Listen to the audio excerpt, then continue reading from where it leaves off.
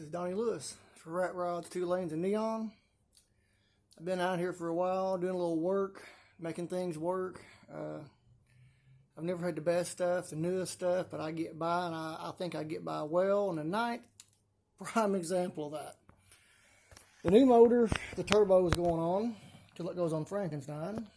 It's got these fancy things here called stud girdles, because here's your stud, and it girdles them. And what that does, 2 things.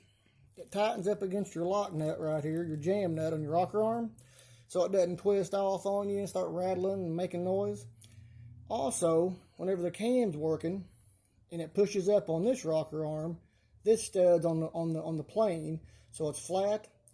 So all these are together, so your stud doesn't flex. Now this cam isn't that big. It's 531, I think, is all it is. 247 at 50. It's a good turbo cam.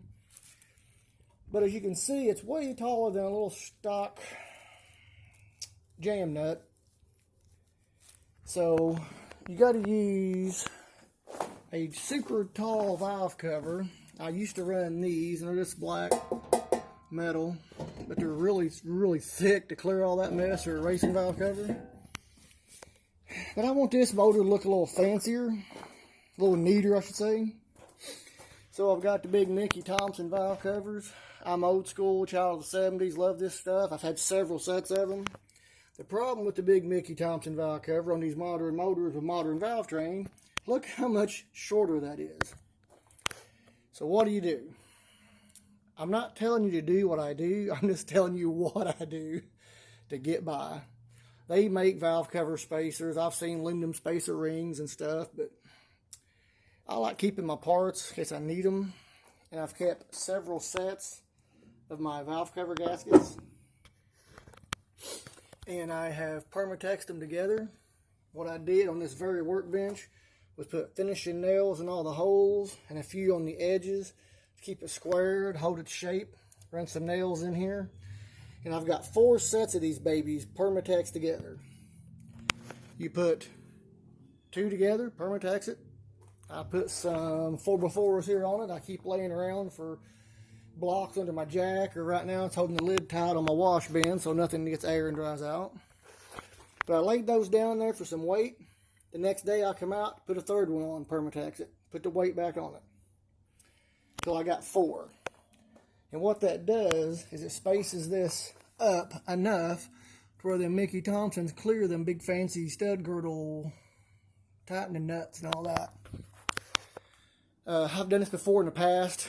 Someone says it don't work. I've done it for 30 years. I've run bone stock valve covers, the little short, tiny metal ones, and put like a 283, 327 sticker on it.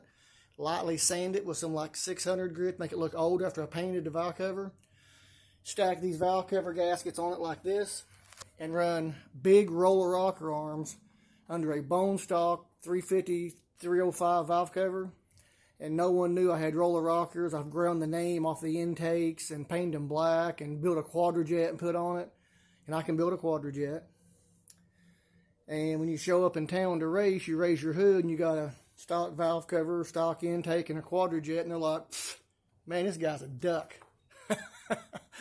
All of a sudden, boom. I had a timing computer on 1 or 2 of them. I added a bunch of timing at idle, so it'd cover up the cam, and as soon as you give it gas, it'd drop back down about, 20 degrees, 21 degrees. They couldn't hear the cam in the motor. So I know all these little tricks, the hide stuff, street racing, and know how to make things work. But like I said, I'm not telling you to do what I do, but this is how I make things work. So if someone sees the MT valve covers and says, hey, what happened to your roller rocker arms and stud girdles on them big heads? Well, it's there.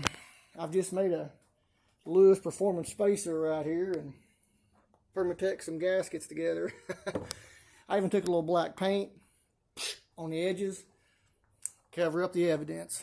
The average guy walking by in the parking lot ain't going to never notice this stuff. I've still got the original valve covers. I done the other one with the stock 350 valve covers and hiding roller rockers under and everything. I kept those. But that's where we're at tonight. I'm getting ready to cut the rest of these little studs. These little dogs here are going the head. I cut the end off of these little wing nuts, which I don't like, but it just looks cool. It's vintage. I cut them half off, and I put a stand nut under them. So one end goes in the stand nut goes on the stud in the head. Next thing you know, it just looks like an old MT valve cover with stock rocker arms under it. So that's where we're at. There's a few little secrets for the street racing crew out there. Anybody that goes up to somebody with stock valve covers and intake and a quadrajet, best look real hard, because you don't know what idiots like me to do to hide this stuff. So I got some more work to do. I just wanted to let you all in on what's happening here at the Lewisperformance shop, and with rat rods, 2 lanes, and neon.